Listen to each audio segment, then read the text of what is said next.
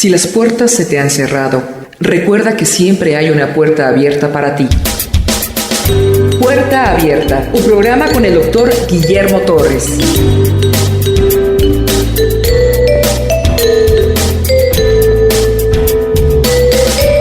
Hechos capítulo 28 narra la última parte del naufragio del apóstol Pablo. El apóstol Pablo había viajado en una nave alejandrina. Esta nave alejandrina estuvo varios días a la deriva. Llegan a un lugar, a una ensenada que tiene una playa. El barco hunde la parte frontal y la parte posterior, que es la popa, se revienta por las olas de dos aguas. Se da un naufragio. Es probable que Pablo llegara nadando a esta isla de Malta. La gente que no sabía nadar, pues tomó pedazos de madera y muebles, todo lo que había en el barco. Llegan de noche y no saben dónde están. Amanece con lluvia y mucho frío. Los naturales dicen, esta es la isla de Malta, se les llama así, o bárbaros, porque no pertenecían a la cultura griega o romana. Y dice la Biblia que trataron con humanidad a Pablo. Pablo había sido perseguido por su pueblo, por los judíos, había sido escuchado por los romanos en Cesarea, es enviado preso a Roma porque él había apelado a César, naufragan con hambre, con frío, con miedo. Yo siento que lo que menos necesita Pablo es ser mordido por una víbora. Pero no, el Señor exige una prueba más, sabiendo que el que da las pruebas da el poder para salir de ellas. Entonces Pablo, como es un hombre trabajador, en lugar de quedarse sentado perezosos viendo que le sirvieran el pan, se levanta y toma una parte grande de leña y al momento de aventarla al fuego, la serpiente se le prende, le muerde un brazo. La gente se queda sorprendida porque dice, este hombre es un homicida, está preso, va a la corte de César, se salvó del naufragio y ahora lo muerde una serpiente venenosa. Este hombre es un homicida. La diosa de la justicia, una diosa griega, no lo deja en paz. Esto nos recuerda nuestra vida. Venimos de un naufragio, venimos de ser azotados, de ser emocionalmente lastimados, y lo que menos necesitamos es una mordida de serpiente. Y a veces se presenta en medio de la prueba. Cuando ve uno la vista atrás, dice, ¿cómo es que pude salir de eso? ¿Y quién crees que te sacó de la prueba? ¿Quién crees que dio la fuerza? ¿Quién crees que dio la fe, la seguridad? Fue Dios mismo. El mismo Dios que te pone la prueba es el mismo Dios que te da el poder, la capacidad para salir de ella. Si no, no la pondría. Porque ninguna prueba es para que alguien se quede tirado. Toda prueba es para que sean como el oro. Dice la Biblia que conforme la prueba, así es la consolación. Conforme la tribulación, de ese tamaño es la consolación. Nuestra vida la maneja Dios. Dios nunca nos va a dar una prueba que apostatemos. El que es apóstata va a apostatar por eso y por menos. Pero el que es hijo de Dios nunca va a apostatar por una de esas pruebas o más. Todo no es para que el poder de Dios sea exaltado. Lo lógico es pensar por la medicina, por la clínica, por el sentido común que Pablo va a morir. Yo hice mi servicio social en Tustepec y hay una serpiente muy común. Es una serpiente corta, pero gruesa. Nos llegó un paciente que llevaba como 8 horas de ser mordido. Hasta por los oídos sangraba. Los naturales de la isla de Malta sabían que eso le iba a pasar a Pablo. Pero pasó el tiempo. Después de decir que es un homicida, ahora dicen que Pablo es Dios. Este hombre tiene poderes. Algo hay en él sobrenatural. En eso estaba el dueño de la isla, propiamente Pluvio. Pluvio era romano y Pluvio tenía a su padre enfermo de disentería. En esa época la disentería era mortal. Este hombre iba a morir. Dolores cólicos, intestinales, diarrea y toda una cosa terrible. Llaman a Pablo, llega, ora, le pone las manos y este hombre sanó. Toda esa gente empezó a llevar a sus enfermitos. Y Pablo, sin ningún problema, sin hacer escándalos, sin hacer una brigada evangelística, sin ponerle música, empieza a sanar a cada uno de los que les llevaban en la isla de Malta. Ahora isla de San Pablo. 3 meses estuvo ahí. Pablo predicaba todo el día. Dentro del plan de Dios estaba que esa gente recibiera el evangelio. Los planes de Dios son maravillosos. Los pensamientos de Dios no son nuestros pensamientos. Los caminos de Dios no son nuestros caminos. Él es el que manda. Él es soberano. Nosotros somos sus siervos. De octubre a enero se suspendía la navegación. Se está 3 meses Pablo, llega el mes de enero y toman una nave alejandrina que tenía un nombre. Lucas es bueno para los detalles. Castor y Pólux, que eran los hijos mellizos de Zeus. Pablo, Aristarco, Lucas y todos los que habían encallado que iban con ellos. Se suben a esta nave alejandrina y se van ahora sí rumbo a Roma. Pasan por un lugarcito que se llama Siracusa. Después de ahí se van a un lugar que se llama Regio, y de allí a un lugar que se llama Puteoli, que es el puerto más importante de Italia. Pablo, cuando llegó al foro de Apio, que es un mercado, muchos hermanos estaban ahí esperando a Pablo. Y Pablo cobró ánimo. Después de tanto tiempo, nada más 2 creyentes con él, Lucas, Aristarco, tanta gente incrédula, y de pronto llega al foro de Apio, al mercado, 68 kilómetros antes de Roma, y ahí están los hermanos. Y Pablo no esconde sus cadenas, llevaba orgulloso las cadenas en sus manos por el nombre de Jesucristo. Después llega a otro lugar que se llama Tres Pocitos, ya están a 48 kilómetros de Roma, y de ahí la llegada del apóstol a Roma. El máximo representante del cristianismo estaba entrando a Roma, y la gente ni sabía. Hebreos 11 dice que estos hombres no eran dignos de este mundo, y muchos de ellos no recogieron acá lo que tenían que recoger, lo recogerán allá en la vida eterna. A Pablo le cortaron el cuello. Pablo llega a Roma y de ahí arrancamos. Versículo 17. Aconteció que 3 días después de que Pablo llegó a Roma, Pablo convocó a los principales de los judíos, a los cuales, luego que tuvieron reunidos, les dijo: yo, varones hermanos, no habiendo hecho nada en contra el pueblo, ni contra las costumbres de nuestros padres, sin embargo he sido entregado preso desde Jerusalén en manos de los romanos, los cuales, habiéndome examinado, me querían soltar, por no haber en mí ninguna causa de muerte. Pero oponiéndose los judíos, me vi obligado a apelar a César, no porque tenga de qué acusar a mi nación. Así que por esta causa os he llamado para veros y hablaros, porque por la esperanza de Israel, llámese Jesucristo, estoy sujeto a estas cadenas. Me llama mucho la atención porque el apóstol Pablo llega a Roma esperando un juicio del César, esperando un juicio romano, no esperando un juicio judío, no del grupo religioso de Roma.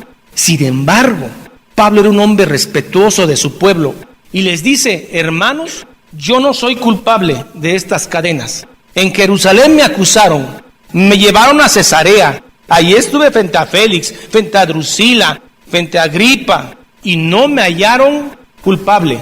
Me querían soltar, estaban en contra mía los judíos de Jerusalén, y por eso hoy llevo estas cadenas por la esperanza de Israel. Pablo no tenía por qué rendirle informe a ellos, ni decirles que él no tenía la culpa, pero Pablo amaba a las autoridades también. Él había sido fariseo, y él fue y les dijo: yo soy libre de culpa. Así que por esta causa, verso 20, os he llamado para veros y hablaros. Porque por la esperanza de Israel, llámese Jesucristo, estoy sujeto con esta cadena. Entonces ellos dijeron: nosotros ni hemos recibido de Judea, Jerusalén, cartas acerca de ti, ni ha venido alguno de los hermanos que haya denunciado o hablado algún mal de ti. Pero queríamos oír de ti lo que piensas, porque de esta secta nos es notorio que en todas partes se habla de ella. Muchos comentaristas dicen que estos hombres mienten, que sí sabían que Pablo iba a llegar y sí sabían el caso de Pablo. No a cada rato se convertía un fariseo de la calidad de Pablo al cristianismo. No a cada rato un fariseo que perseguía a cristianos ahora está a favor de los cristianos. El caso de Pablo era muy conocido, no solamente en Jerusalén, sino también en Roma. Sin embargo, estos judíos dijeron: no sabemos nada. Verso 23. Y habiendo señalado un día, vinieron a él muchos a la posada, a los cuales les declaraba y les testificaba el reino de Dios desde la mañana hasta la tarde, persuadiendo acerca de Jesús tanto por la ley de Moisés como por los profetas. Olvidaba decir, Julio, el centurión, lo entrega al prefecto romano. En muchas traducciones no viene esto, que Julio entregó a Pablo al prefecto, pero no cambia nada. Fíjense que el arraigo de Pablo fue interesante. No estuvo en una cárcel solitaria, Pablo estuvo en una casa alquilada. Esto se conoce hoy como arraigo domiciliario, y la gente puede estar en su casa. Toda la gente que quería oír hablar de Pablo y del palabrerío del cristianismo llegaba a la casa de Pablo y él testificaba de noche y de día. Y los judíos oían, y dice la Biblia que unos creían y otros no. Entonces Pablo les suelta una profecía de Isaías.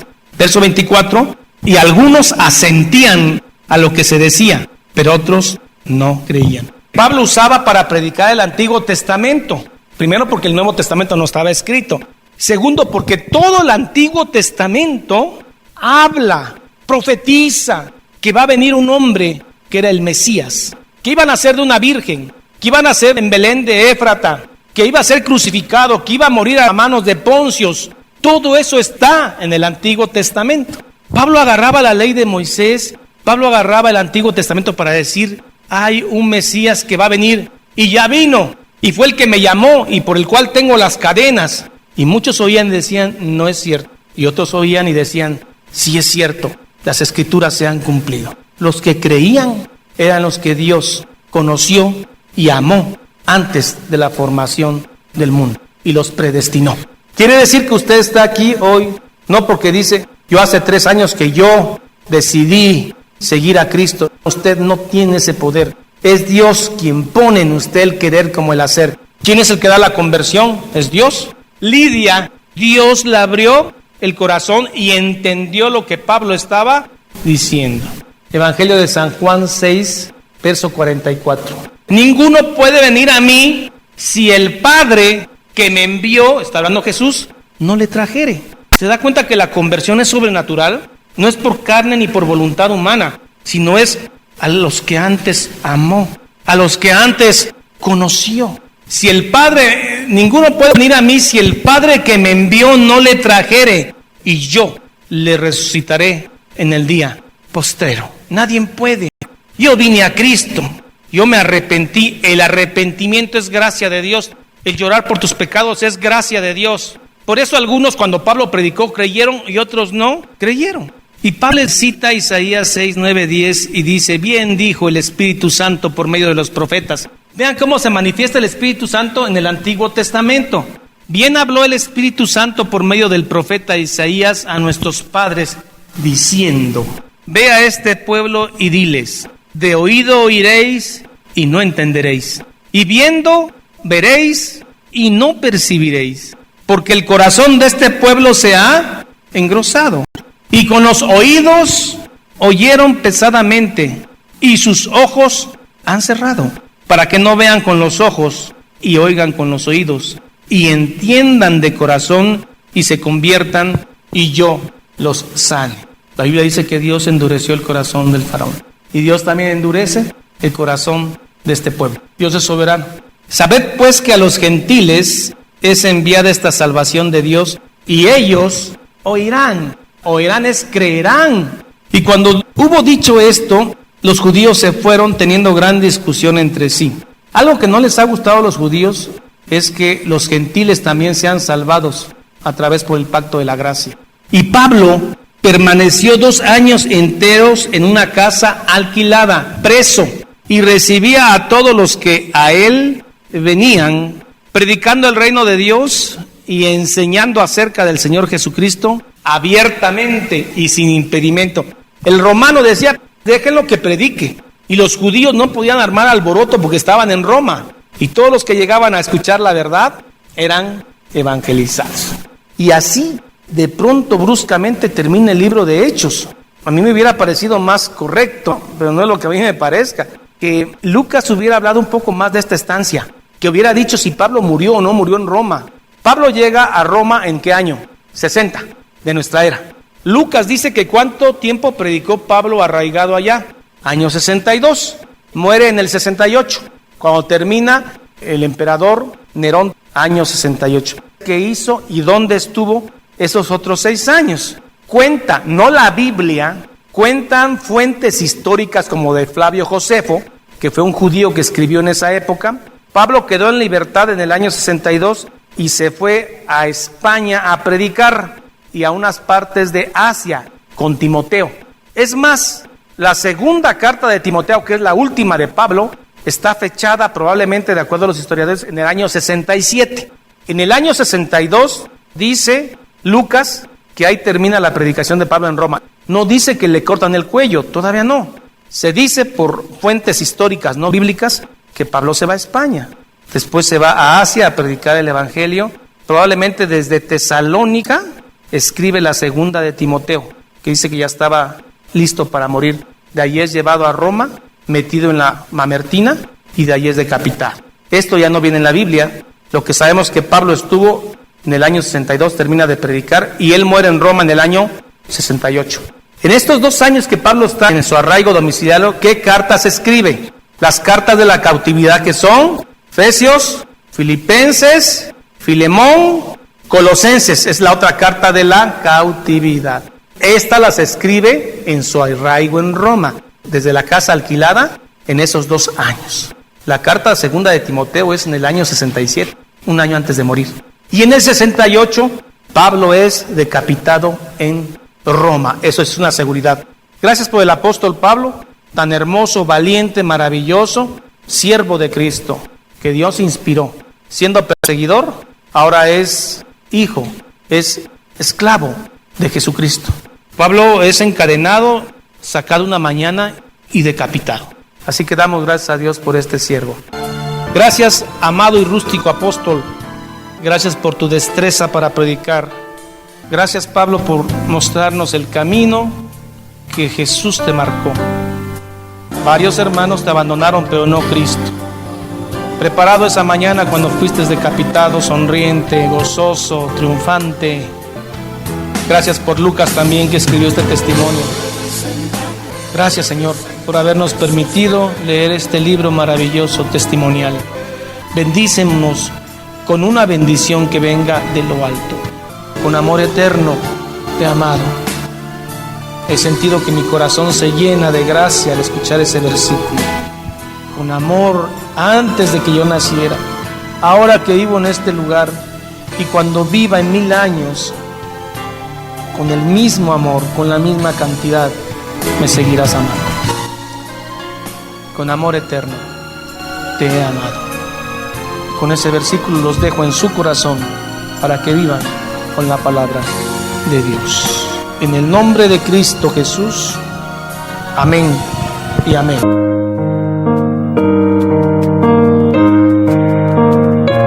Jehová es mi pastor, nada me faltará. En lugares de delicados pastos me hará descansar. Junto a aguas de reposo me pastoreará. Confortará mi alma. Me guiará por sendas de justicia por amor de su nombre.